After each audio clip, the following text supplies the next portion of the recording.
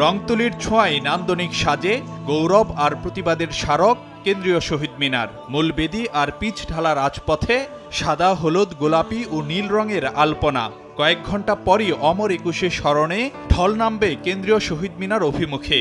আর তাই শেষ সময়ের ব্যস্ততায় শিল্পীরা দেয়ালে দেয়ালে ফুটিয়ে তোলা হয় ভাষা সংগ্রাম সহ জাতির গৌরব গাঁথা। এটা আমরা নিজস্ব ভালো লাগা থেকে আমরা করতে আসি। বাংলাটাকে আসলে আমরা আলপনার মাধ্যমে ফুটিয়ে তুলি, সবাই একসাথে একত্র হয়ে। ২১ মানে হার না মানা, মাথা নত না করা লড়াইয়ের অনুপ্রেরণা। তাই তো দিবসটি ঘিরে আগ্রহের কমতি নেই বাঙালির। আন্তর্জাতিক মাতৃভাষা দিবসের আগের দিনে অনেকে আসেন কেন্দ্রীয় শহীদ মিনারে। নতুন প্রজন্মকে পরিচয় করান গৌরবময় অধ্যায়ের সঙ্গে। ভাষা শহীদদের স্মরণ করে আমি এটা দেখতে এসেছি। আমি বাবা মায়ের সঙ্গে এসেছি। এই শহীদদের জন্য আমরা মাতৃভাষাটা পেয়েছি, যার জন্য আমরা গর্বিত। সূর্য সন্তানরা কিভাবে আত্মহতি দিয়েছে এবং কি করেছে এইটা ওকে বোঝানোর জন্য শহীদ মিনারে মূলত নিয়ে আসা। শহীদ মিনার কি, 21 ফেব্রুয়ারি কি, এটা জানানোর জন্য বাচ্চাদেরকে নিয়ে এসেছি। ২১-এর প্রথম প্রহরে জাতির পক্ষ থেকে ভাষা শহীদদের প্রতি শ্রদ্ধা নিবেদন করবেন রাষ্ট্রপতি ও প্রধানমন্ত্রী। রাষ্ট্রের গুরুত্বপূর্ণ ব্যক্তিদের শ্রদ্ধা জানানোর পর কেন্দ্রীয় শহীদ মিনার উন্মুক্ত করে দেওয়া হবে সর্বসাধারণের জন্য।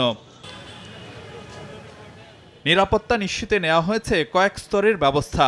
মোতায়েন করা হয়েছে পুলিশ, র্যাব সহ বিভিন্ন আইনশৃঙ্খলা বাহিনী। সাদা পোশাকেও থাকবে নজরদারি। বসানো হয়েছে ওয়াচ টাওয়ার, সিসিটিভি ক্যামেরা।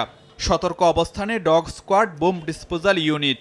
কোনো নিরাপত্তা সংখ্যা নেই, তথাপি আমাদের নিয়মিত মোতায়েনের পাশাপাশি সোয়াট, dog squad, bomb disposal team, crime scene unit সার্বক্ষণিক প্রস্তুত থাকবে। নিরাপত্তাজনিত কোনো রকম থ্রেট নাই, তবে আমাদের সব ধরনের প্রস্তুতি আছে। প্রত্যেকটা সেক্টরই আমাদের ফুট পেট্রোল, গাড়ির পেট্রোল এবং স্ট্রাইকিং রিজার্ভ থাকবে।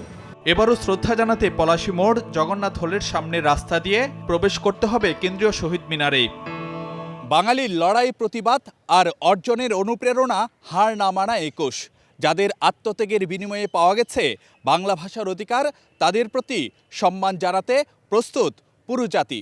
তবে কেবল দিবস কেন্দ্রিকই নয়, সর্বস্তরে বাংলা ভাষার যথাযথ মর্যাদা নিশ্চিত করার মাধ্যমেই সম্ভব ভাষা সংগ্রামীদের প্রতি প্রকৃত শ্রদ্ধা নিবেদন। ফারুক ভিয়া, রবিন, সময় সংবাদ, কেন্দ্রীয় শহীদ মিনার, ঢাকা।